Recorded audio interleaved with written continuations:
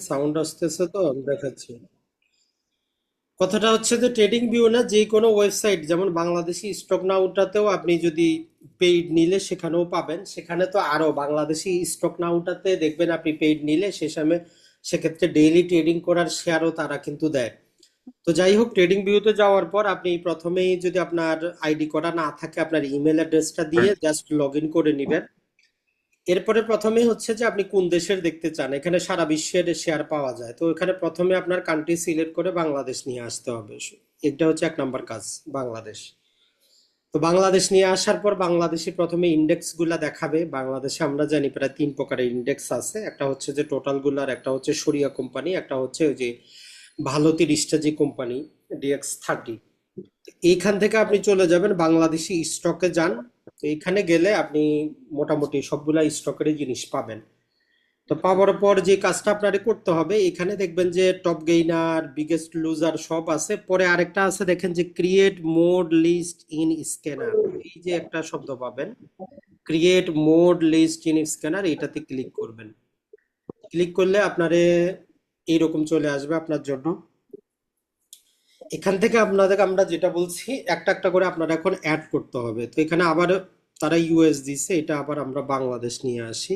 বাংলাদেশ এক নাম্বার আমরা বলছি কি আরওইটা দেখবো। আরওই মানে কি, সহজ কথা হচ্ছে আপনি নিজের যে টাকা এর বিপরীতে কত পার্সেন্ট গত 5 বছরে অ্যাভারেজে আশা করেন। মানে ওই কোম্পানি ধরেন আপনি মালিক, ধরেন যে 100% স্কোয়ার কোম্পানির আপনি মালিক, এখন স্কোয়ার থেকে গত 5 বছরে অ্যাভারেজে আপনি কত পার্সেন্ট লাভ আশা করেন।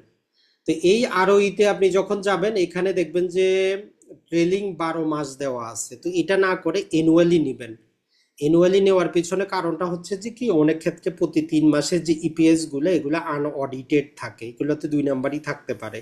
তো ওই জন্য ওগুলো বিশ্বাস করা যাবে না। দীর্ঘমেয়াদে বিনিয়োগের ক্ষেত্রে বাৎসরিক অডিটকৃত ইপিএস দেখতে হবে। তো এই জন্য আমরা বাৎসরিকটা নিলাম।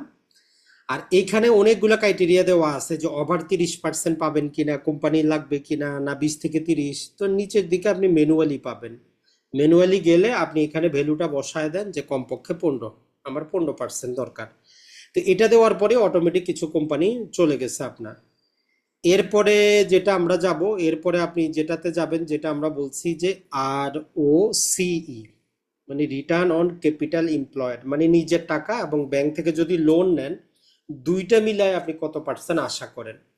তো এটার মধ্যে যদি আপনি যান রিটার্ন অন ক্যাপিটাল এমপ্লয়েড, এটার মধ্যেও একটা দুটো অপশন আসবে, নিচের দিকে থাকতে পারে যে অ্যাভারেজে 5 বছরে, যদি সেটা নাও থাকে শুধু নর্মালটা নিবেন, রিটার্ন অন ক্যাপিটাল এমপ্লয়েড। তো এটা নেওয়ার পর এটাও অ্যানুয়ালিটা নিবেন, কারণ ট্রেলিংটা নিয়ে লাভ নাই, যেটা আমরা বলছি যে এটা আনঅডিটেড থাকে, ওইটাতে 2 নাম্বারই থাকতে পারে।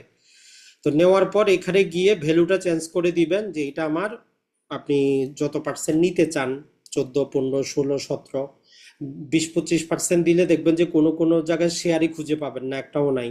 তো এই জন্য কমটা রাখার চেষ্টা করেন। তো এটাকে আমরা 14% দিলাম। যেহেতু বাংলাদেশের আমরা কি জানি ব্যবসাপাতি কিন্তু ভালো যায় না গত 3-4 বছর, তেমন ভালো ব্যবসা কিন্তু কোনো কোম্পানি করতে পারে নাই। এরপরে আমরা যেটা বলছি যে ঋণের পরিমাণটা, যেটাকে আমরা বলতেছি যে debt to equity ratio. Debt to equity ratio এখানে গেলে আপনি নিচের দিকে পাবেন, একটু দেখার চেষ্টা করেন যে এই তো দেখেন ডেট টু ইকুইটি রেশিও। এটা আমরা বলছি যে কোয়ার্টারলি না, আপনি অ্যানুয়ালি নেবেন।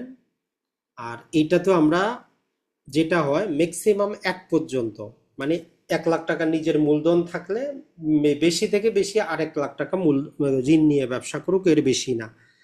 তো এখানে অনেকগুলো পাবেন, আপনি যদি এগুলোর মধ্যে না পান এই যে ম্যানুয়াল সেট আপে গিয়ে এখানে আপনি 1 পর্যন্ত লিখে দেন।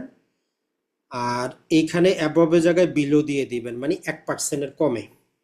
নিজের 1 লাখ টাকা থাকলে ম্যাক্সিমাম আর 1 লাখ অথবা 1 লাখের কমেই হোক। তো এগুলা থাকলেই চলবে না, আমরা বলছি যে ব্যবসাটাকে প্রতি বছর যাতে সে বাড়ায়, মানে তার বিক্রি যাতে প্রতি বছর বাড়ে, কারণ হচ্ছে দ্রব্যমূল্যের ঊর্ধ্বগতি হচ্ছে। তো এটারে আমরা বলি যে রেভিনিউ গ্রোথ। তাইলে আপনি রেভিনিউ গ্রোথটা দেখতে হবে। REBEN, রেভিনিউ গ্রোথ পার্সেন্ট এখানে আপনি পাবেন যে রেভিনিউ গ্রোথ গত 5 বছরটাও পাবেন, অথবা 1 বছর দেওয়া থাকতে পারে। REBE, revenue growth percentage. তো এখানেও আপনি ট্রেলিং যাবেন না। ট্রেলিং মানে হচ্ছে কি অ্যানুয়ালি হিসাব করে নেয়, মানে আজকে থেকে গত 365 দিন। তো আমরা ওই রিপোর্টগুলো নিব না, আমরা অ্যানুয়ালি নিব অথবা 5 বছরেরটা নিব।